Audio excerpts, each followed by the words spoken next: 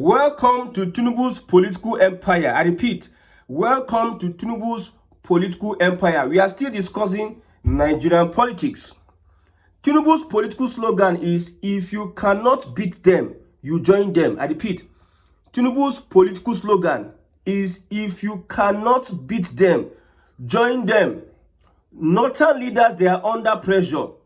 Northern political leaders, they are under pressure. Northern traditional rulers, they are under pressure. Northern religious leaders, they are under pressure. I don't think these Northern cabals can survive under Tinubu'S political environment. The environment that Tinubu placed these Northern leaders, I don't think they can survive, because if you cannot beat them, you join them. Now, it is very hard for a Northern politician to accept that a Southern politician would be superior politically to him. I repeat again, it is very hard for an average Northern politician, Northern Fulani politician, to agree and accept that a Southern politician is superior politically in power and everything over him. You see, in the past, the Fulani caged every Southern president that we had. They caged, I know I'm saying this, so I'm getting somewhere. They caged every Southern president that we had, from Obasanjo to Jonathan. Now, Tinubu came in. They thought they could cage him. Tinubu now played them. As he speaks now, Northern political powerhouse, they are looking for ways to survive. The pressure is too much. They cannot survive in the environment. That is why 2027, 2026 or 2027, if Tinubu win that election, I've been saying this, I've been repeating it. If Tinubu win that election, that will be the beginning of the end of top Northern Fulani politicians in Nigeria. We have the likes of Atiku, we have the likes of El-Rufai, we have Ribadu, we have Kwankwaso. Top Northern politicians will be relegated to irrelevance. They will become highly irrelevant when it comes to national politics if Tinubu win the next election. Something is going on in the north, in the core north as we speak, in Kano State. Now, Gandu J is starting a revolution. You see, how Tinubu played his politics. Number one, he started by understanding how he can be able to enter the Fulani. He discovered that I will use deception to enter the Fulani, because that's their way. He used deception. He brought in Buhari. Go. He knew that Buhari was as incompetent as anything. But he wanted their ego. Like I told you, an average Northern politician does not believe. That's their mindset. They don't believe that Southern politicians can be more powerful, can be more influential than them in the scheme of things in Nigeria. Those years, you see that our Southern politicians will be saying that I don't want to annoy my Northern fellow Northern senators. I don't want to annoy the Northern group, because they pose themselves as powerful people.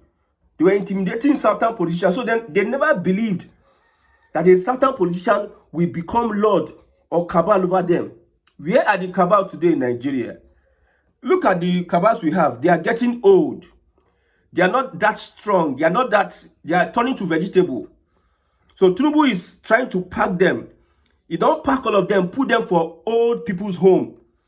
Our Cabals in Nigeria, they are in the old people's home. They are on their passage to eternity. So they don't have that influence anymore. So Tinubu is the Cabal. I repeat, Tinubu is the only president that could capture the National Assembly. He entered the National Assembly to present budget. They all stood up and were singing, "On your mandate we shall stand." Do you know what it is? People are just looking at all these things are happening before our eyes. You just think it's normal. You nothing as think, okay, we can deal with that later. But now you don't declare for their eye. Malami is in custody for the 3rd consecutive days. 3 days is in EFC custody. We have reports that they are investigating him, bordering on sponsoring terrorism, all those balderdash. But a Malami, Attorney General of the Federation, powerful person in Buhari's government, is in EFCC custody for the 3rd day. He could not perfect his bail condition. Imagine an Attorney General of the Federation. Malami is one of the most powerful people in the Fulani political caliphate. Malami, one of the most powerful. Buhari made him powerful. But look at how Tinubu is look how he disgraced an Erufai. Look how he is disgracing Malami. Their top political. Look at Kwankwaso now. It is time for Kwankwaso to get his own part of the meal. You see, Ganduje is starting another revolution that will divide the core north. I repeat, Ganduje is starting another revolution that will divide the core north. So they caged every southern president, but they found it difficult to cage President Bola Ahmed Tinubu. As small as he is, he does not say too much. But that guy is highly intelligent and highly dangerous. If you talk, say Tinubu no go school, I want to understand. We understand what happened. You know, some people, they might not have some things to defend whether they went to school or not. They might do mago. But when you talk about intelligence, going to school, there's some billionaires we have in the world today. They never really went through the formal walls of our 4 schools. But when it comes to, they have things to offer. They have things to offer. He did here. So underestimating Tinubu is one of the biggest undoing of northern Nigeria. Now they are in a fix. They are in a tight corner. They don't know where. The religious leaders, they don't know what to do again. People are speaking up against Sharia. Sharia must go. Sharia must go. Their stronghold. Sharia is their stronghold. So from international communities, both from people in the Middle Belt in northern Nigeria, some other persons in Arewa, they are looking at it. What is this Sharia about? We have exposed them that Sharia is for the poor people. Sharia, they use Sharia to control the population. That's how the colonial masters used all those, they appointed, what do they call them? All those tax masters. They use them to, a diabolical means to use to control the people psychologically. That is Sharia.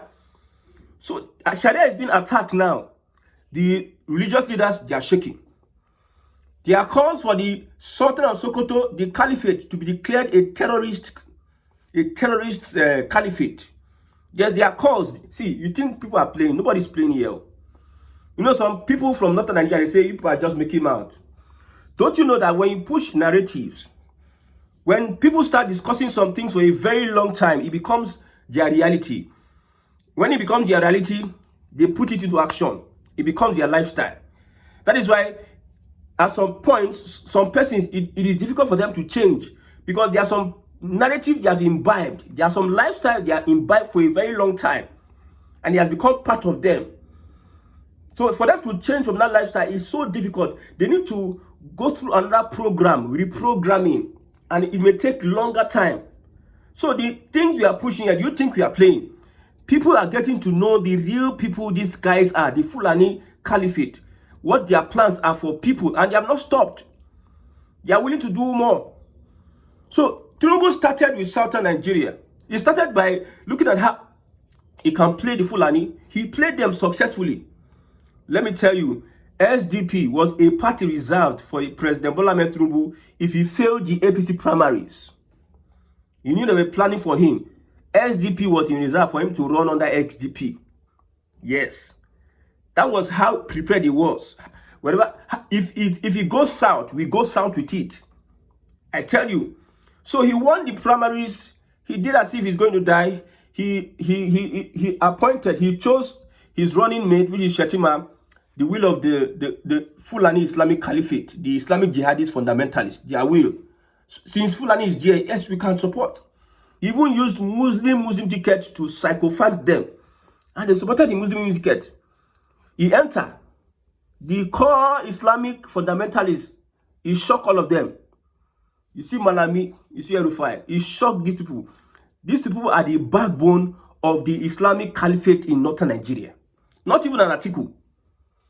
Not even an article. These two people. But he shocked them before their eyes. He shocked all of them. Look at Middle Belt now. Middle Belt is drifting away.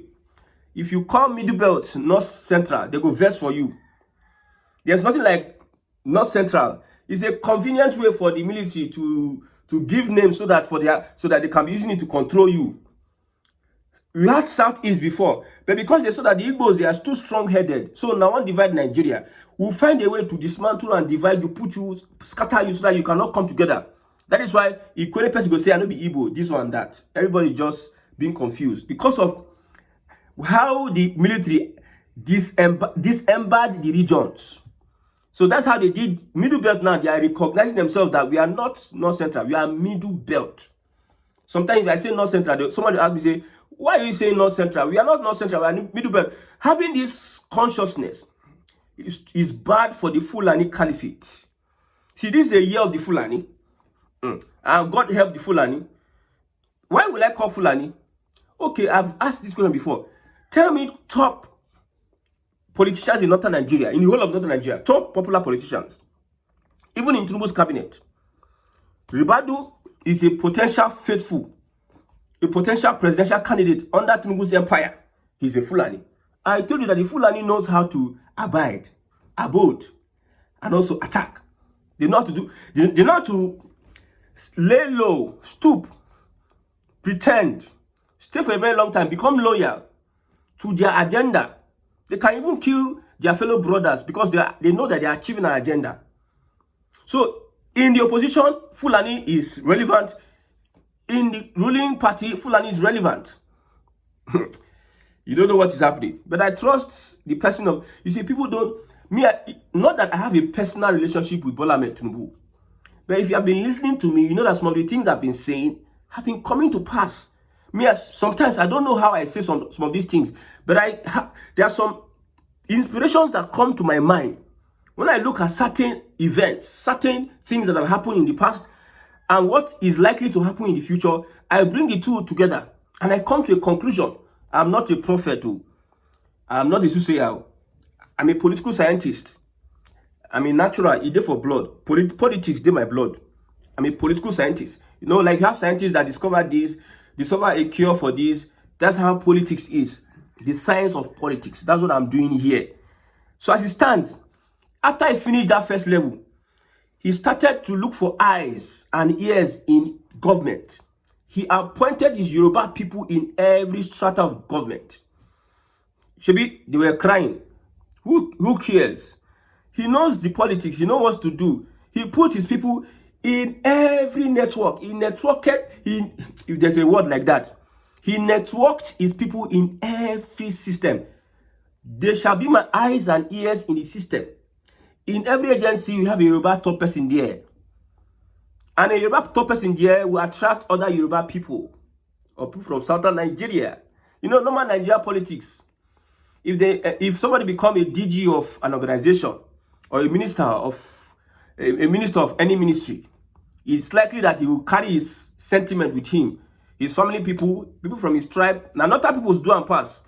So if a Yoruba person is being appointed as CBN governor, and you see so many Yorubas being recruited, Yorubas having so many opportunities, don't get angry because now so Nigeria be. Okay, you want to tell me say no so Nigeria be? I be want to tell me you want to lie to yourself. Do you want to start lying to yourself that is not how that is how Nigeria is, and you need to accept it. So that is why you need to join us to fight for restructuring. If you think that you can fix some people, they are still not getting it. Somebody think, a pastor that is watching me, or a pastor that you know thinks that Nigeria can get better. I'm over 30 now. So what is happening? Things that Nigeria can get better. I grew up in a religious background. I was born in church. Prayer. I remember 2000, the year 2000, we prayed. Nigeria is changing. Things are happening. 2000. Is it not Jesus is coming then? Then Nigeria, Pastor Chris Okoche, many other persons, they said a lot of things those years. But now, where are we today? If you are challenging them that Nigeria in the next 20 years will not get better, they will tell you that you are a devil, they will cast you out. That is... Let me not enter church now. But the reality here is that Tinubu has slayed the political giants of northern Nigeria. He don't slay them. Tinubu is ready to send Fulani politicians to irrelevance if they refuse to bow for his government, his kingdom. Tinubu is building a political empire. I told you that 3 things in the minds of Tinubu, whether they accept it or not. I don't look at what politicians say. I look at what they do for me to judge them. People can deceive you by what they say. But the real thing, who they really are, is what they do, their actions. I told you that Tinubu, first, he wants to complete 8 years. For For him to complete that 8 years, if it's possible for Nigeria, half of Nigeria is burning. Tinubu he will make sure he fights for his 8 years. You can see how he has crippled the opposition, make them irrelevant. Even people self are even wondering what is happening to P2B, what's happening to all these people. Like play, P2B don't get political party, and we are all laughing. And then some people in the obedience told us that there is a plan. Plans are on their way. Something is going to happen. We are going to shock them. You are going to shock them. P2B doesn't have a political party, a popular political platform. His own Labour Party has its own aim. You are there. Some of the main guys in the obedient movement, they don't resign to become spectators. And you are there. You are deceiving yourself. You cannot deceive me. I have said before that one of the plans of the APC is to make sure that P2B does not have a political platform. I've said it here before. And this was playing. You underrate Tinubu.